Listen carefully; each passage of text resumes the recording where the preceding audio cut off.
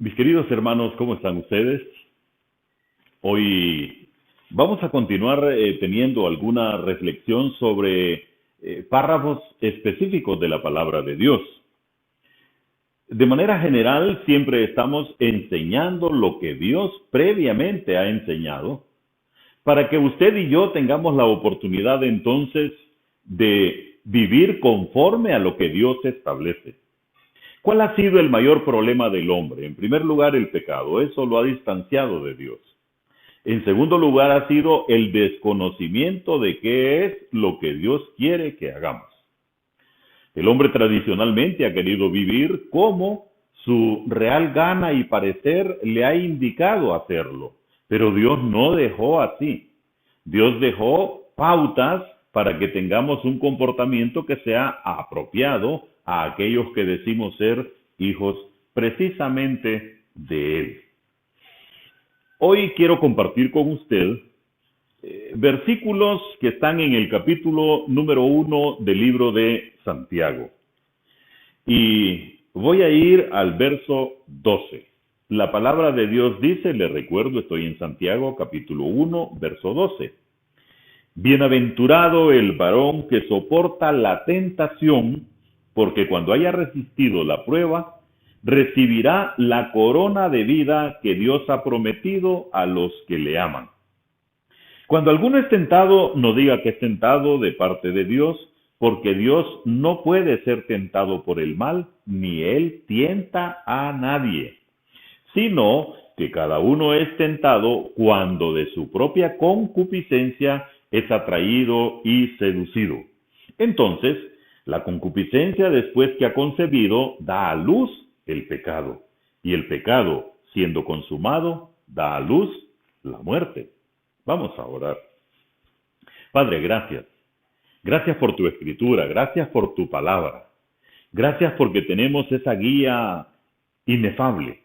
Gracias porque tenemos ese faro de luz que nos permite conducirnos de acuerdo con tu voluntad, de acuerdo con lo que tú has establecido. Gracias por eso, Señor. Lo hacemos siempre con gratitud en el nombre que es sobre todo nombre, el nombre de Cristo Jesús. Amén. Cuando hablamos de Santiago, sabemos de manera general que es el Jacobo que la Biblia señala como medio hermano del Señor Jesús. Y podríamos creer entonces que por ser hermano del Señor Jesús y por ser esta una carta dirigida a los hermanos precisamente en la fe, entonces es una carta hermosa, solo de palabras bonitas que nos dan ánimo y que no nos muestran ningún tipo ni de angustia ni de dolor. No, hermano. Estamos siendo sometidos y el pueblo de Dios siempre ha sido precisamente pasado por este tipo de circunstancias que no son favorables, pero ha sido propósito siempre de Dios para fortalecer la fe de su pueblo.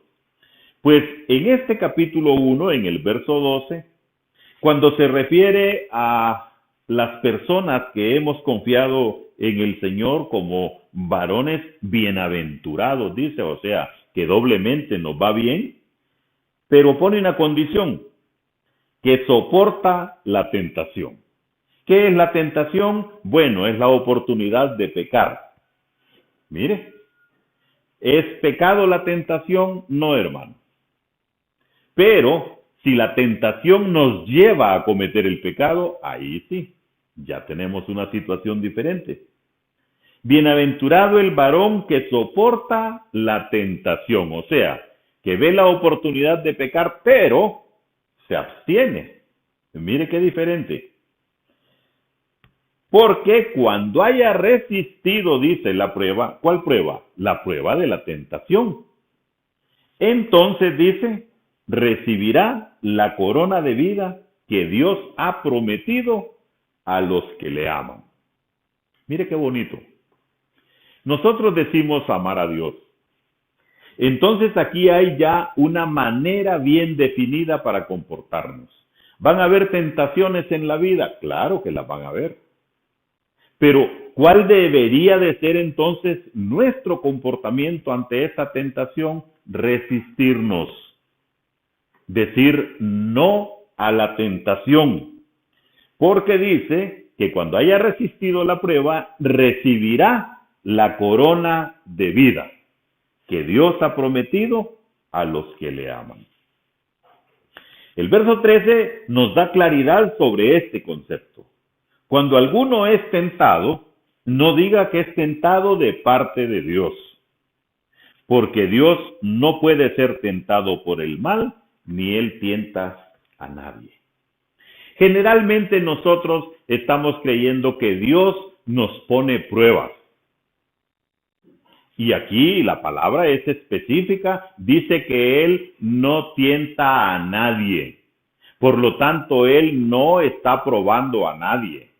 Ahora, que podemos ser pasados por un proceso de purificación, eso sí es probable. Que podamos ser sometidos a procesos de dolor para que podamos entender algunos propósitos de Dios, eso también puede ser muy probable. Pero la Escritura dice que cuando alguno es tentado, no diga que es tentado por parte de Dios, sino, dice el verso 14, que cada uno es tentado cuando de su propia concupiscencia es atraído y es seducido. Está utilizando ahí una palabra que me voy a detener. Nuestra, o sea, se refiere que es propia, que es muy mía, que es muy suya, concupiscencia. La concupiscencia es una palabra que denota, da una connotación a la sexualidad. Entonces, cuando nosotros mismos damos lugar a esa concupiscencia, de esa dice, es atraído y seducido. Aquí volvemos entonces a la parte primaria de la enseñanza, a la tentación. Porque en la vida van a ocurrir múltiples circunstancias que van a parecer que nos estamos agobiando por el pecado, pero Dios dice que es nuestro propio deseo, nuestro propio pensamiento, nuestras propias acciones la que nos llevan a eso. Ahora, el verso 15 nos da un procedimiento por el cual esta concupiscencia nos lleva a hacer lo malo. Dice que la concupiscencia, o sea, nuestro deseo oculto, después que ha concebido, hay aquí un proceso como el del embarazo, da a luz el pecado. Por eso entonces es necesario que no nos dejemos llevar por los deseos que hay en nuestros ojos, por los deseos que hay a veces en nuestros oídos, o por los deseos que hay muchas veces internos nuestros, que los demás no los conocen, pero que nosotros sí estamos abrigando de alguna manera esperanzas sobre cosas que no podemos, que no debemos hacer. Entonces la concupiscencia, después de que ha concebido, da a luz el pecado. Y el pecado, siendo consumado, da a luz la muerte. ¿De qué está hablando acá? De la muerte espiritual. El pecado nos va a llevar entonces a separarnos precisamente de Dios, porque el pecado ofende la dignidad de Dios. Porque cuando nosotros pecamos, y especialmente si lo hacemos deliberadamente, es como que pongamos en un valor ínfimo el sacrificio de Cristo Jesús. ¿Cuál es el llamado hoy entonces?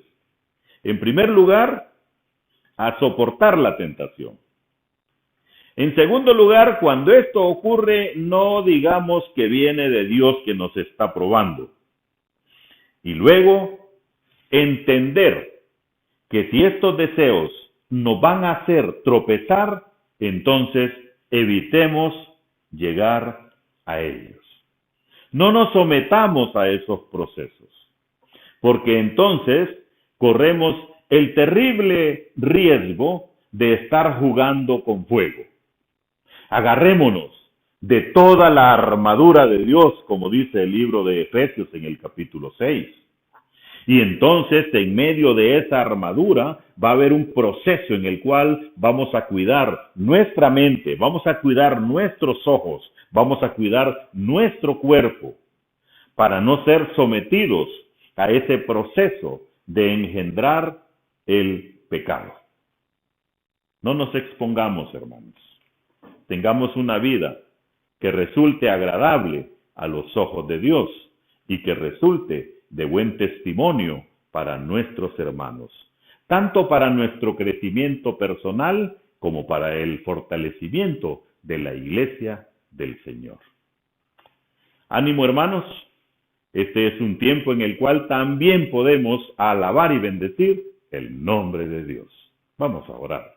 Padre, gracias. Gracias por tu enseñanza.